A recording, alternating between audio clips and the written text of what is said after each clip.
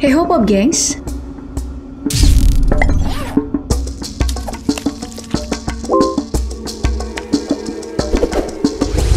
kamu mungkin sering takjub melihat berbagai kekuatan militer berbagai negara yang saling bersaing agar disegani dunia. Namun tak hanya kekuatan militer, beberapa suku di dunia juga banyak disegani karena ketangguhannya.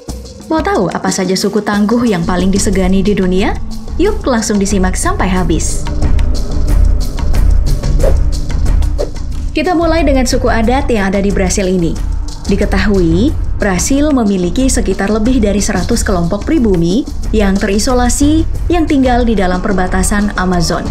4 di antaranya adalah suku Awa yang tinggal di hutan hujan Amazon Timur, suku Korubu tinggal di bagian hilir Vale do Javari di bagian barat lembah Amazon, suku Uru'eu-Wau-Wau, dan suku Himarima. Hingga saat ini mereka dikenal masih menggunakan gaya hidup nomaden dan masih menggunakan senjata berburu dan perang berupa tongkat pemukul dan panah beracun yang terbuat dari kulit pohon. Suku-suku ini tidak memiliki praktik spiritual atau keagamaan, namun terkadang mereka melakukan persembahan bayi untuk alasan yang tidak diketahui. Dan yang identik dari suku-suku ini, baik laki-laki maupun perempuan, semua mengecat diri mereka dengan pewarna merah dari tanaman rojo. Sayang, saat ini jumlah mereka semakin berkurang, bahkan terancam punah akibat perluasan lahan pertanian, penyakit malaria, dan kebakaran hutan yang kerap terjadi di sekitar pemukiman mereka. Berikutnya ada suku Terasering Sentinel yang sempat viral beritanya karena melenyapkan nyawa satu orang turis Amerika yang hendak mengunjungi mereka secara ilegal dengan panah. Sejak dulu penduduk Pulau Sentinel Utara memang dikenal suka menyerang pendatang di pulau. Suku ini tinggal jauh di Teluk Benggala, Samudra Hindia.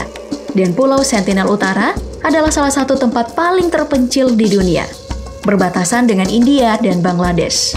Tidak banyak orang yang pernah mengunjungi suku Sentinel dan berhasil kembali dengan selamat. Namun sebenarnya, di tahun 1990-an, ada beberapa antropolog India yang berhasil menjalin kontak dengan suku ini. Salah satunya adalah Madhumala Chattopadhyay, perempuan pertama yang berhasil menjalin kontak dengan suku Sentinel saat melakukan penelitian bersama dengan Anthropological Survey of India. Dan ia bahkan bisa tinggal di sana selama 6 tahun lamanya. Pendekatan yang dilakukan Madhumala adalah dengan belajar bahasa lokal dan membawakan mereka beberapa buah kelapa, buah yang tidak tumbuh di pulau itu. Sejak saat itu, Madhumala mulai diterima oleh mereka dan dibiarkan meneliti, namun hanya bisa berada di tepi pulau dan tidak dibiarkan masuk ke dalam pulau. Kali kedua tim Madhumala datang, salah satu dari mereka ini berbuat tidak sopan dengan menarik hiasan kepala salah satu suku Sentinel. Mereka menjadi marah dan mengusir mereka. Sejak itu, tidak ada lagi kabar orang yang berhasil selamat sampai di pulau ini. Serem bener ya? Selanjutnya ada The Tarahumara atau Raramuri, kelompok masyarakat adat dari Amerika yang tinggal di negara bagian Chihuahua di Meksiko. Mereka ini terkenal dengan kemampuan lari jarak jauhnya. Salah satunya adalah Maria Lorena Ramirez, atlet lari maraton yang memenangkan Cerro Rojo Ultra Trail pada tahun 2017 dengan jarak 50 km hanya dalam waktu 7 menit 20 detik. Dan hebatnya lagi, ia cuma menggunakan sendal jepit yang dikenal dengan sebutan huaraches. Sebagian besar suku masih mempraktekkan gaya hidup tradisional, termasuk menghuni tempat perlindungan alami seperti di goa atau tebing yang menjorok. Mereka menanam makanan pokok berupa jagung dan kacang-kacangan. Beberapa dari mereka juga ada yang berternak sapi, domba, dan kambing. Hampir semua Raramuri berimigrasi dari satu tempat ke tempat lain selama setahun. Wah, pantas aja ya, kuat larinya. Selain itu, ada suku kerangka dari Papua Nugini. Sebenarnya nama asli suku ini adalah suku Cimbu.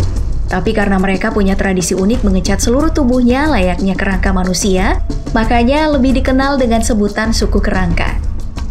Mereka ini menetap di sebuah dataran tinggi terpencil di Papua Nugini. Pertama kali diketahui keberadaannya oleh dunia luar, barulah di tahun 1934 saat dua penjelajah, Michael Leahy dan James Taylor, asal Australia, melakukan perjalanan ke pedalaman Papua Nugini untuk pemetaan.